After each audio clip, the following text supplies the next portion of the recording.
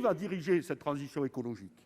Les grands industriels privés dont l'intérêt premier restera toujours le profit, ou l'État garant de l'intérêt général en donnant les moyens à la recherche ?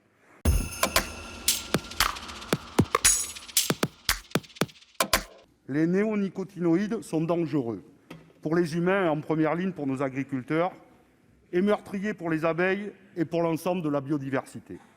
Ils participent à la pollution et à l'appauvrissement des sols, et donc à la détérioration de nos écosystèmes et du climat.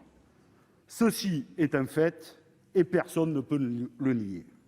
Nous avons donc fait, en 2016, un choix éclairé par la science, qui a démontré que les néonicotinoïdes sont 5 à 10 000 fois plus toxiques que leur ancêtre, le DDT, interdit en France depuis 1971. C'est pour cette raison que nous les avons interdits. Revenir sur cette interdiction 4 ans plus tard serait donc un échec et une régression d'un conquis environnemental. Le problème, c'est que depuis 4 ans, aucune solution viable, respectueuse de l'environnement et de la santé publique, n'a été apportée pour aider nos agriculteurs. Alors, votre réponse est d'apporter une dérogation temporaire pour la betterave. Mais personne ici ne peut nous assurer que dans 3 ans, une solution aura été trouvée. Et donc, dans 3 ans, mes chers collègues, que ferons-nous ? Une nouvelle dérogation ? Ceci n'est pas sérieux. De plus, le risque constitutionnel est réel, comme l'a démontré la présidente Assassi tout à l'heure. De nombreuses filières pourraient demander, elles aussi, sur un principe d'égalité, à les réutiliser. À travers le débat que nous avons, la question qui se pose fondamentalement, c'est quelle transition écologique nous voulons. J'ai une conviction profonde. Elle ne peut se construire sans ni contre, mais bien avec les agriculteurs. Car depuis 1991, avec la commercialisation par le géant Bayer de ce dangereux insecticide, les agriculteurs n'ont pas eu d'autre choix que de l'utiliser. Pire, on les y a même encouragés, leur disant que seul un modèle productiviste pourrait leur garantir un revenu décent. Cette transition écologique implique un véritable changement de paradigme, en garantissant un revenu décent et une alimentation de qualité pour toutes et tous, tout en relevant le défi de nourrir l'humanité entière. Et pour répondre à cela, nous devons déterminer qui va diriger cette transition écologique. Les grands industriels privés dont l'intérêt premier restera toujours le profit, ou l'État garant de l'intérêt général en donnant les moyens à la recherche. Le problème, c'est que les néonicotinoïdes n'ont pas été interdits dans tous les pays. Et cette brèche, les industriels l'ont sentie et l'exploitent.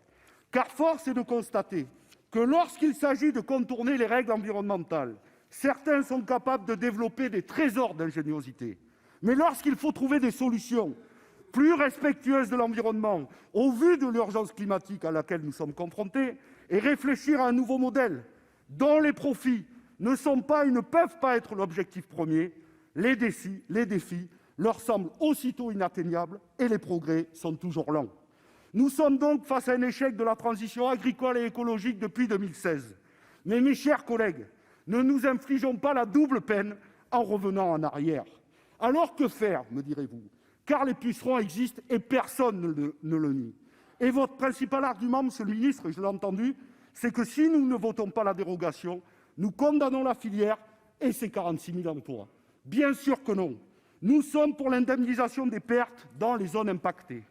Et pour prévenir à notre risque, nous voulons la création d'un fonds mutuel et solidaire de gestion des risques sanitaires et climatiques et enfin l'introduction d'un prix plancher d'achat pour les producteurs. Les ONG et certains syndicats agricoles proposent des alternatives. Par exemple, le fait de ne pas réaliser les semis dans une terre trop froide ou de s'appuyer sur la biodiversité. Par exemple, la plantation des haies ou grâce aux coccinelles et aux chrysopes, ce qui est rendu impossible aujourd'hui par l'usage des néonicotinoïdes. C'est en ce sens qu'un changement de paradigme est nécessaire, car la réflexion autour d'une véritable transition écologique ne peut se faire dans un seul secteur. C'est un système global. Et concernant l'agriculture, nous devons sortir de la pensée par parcelles, comme étant isolée de son milieu, comme si elle en était indépendante. Le vivant ne fonctionne pas de la sorte. Il fonctionne en interdépendance, en équilibre. Enfin, chers collègues, Ce qui ronge la filière, ce n'est pas la jaunisse, c'est avant tout la libéralisation.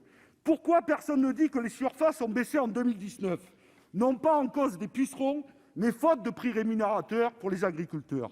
Depuis 2017, la betterave a connu la fin des quotas sucriers et l'ouverture à la concurrence. Ce qui frappe le plus durement les betteraviers, ce ne sont pas les réglementations, mais bien les spéculateurs, la fin d'un marché régulé et protecteur, ainsi que le libre-échange que vous encouragez. Enfin, pour conclure, réautoriser les néonicotinoïdes pour la filière betterave est la tentative du Gouvernement de sortir de l'impasse dans laquelle le libéralisme l'a enfermé. Et ça, pour nous, ça sera sans nous. Merci beaucoup.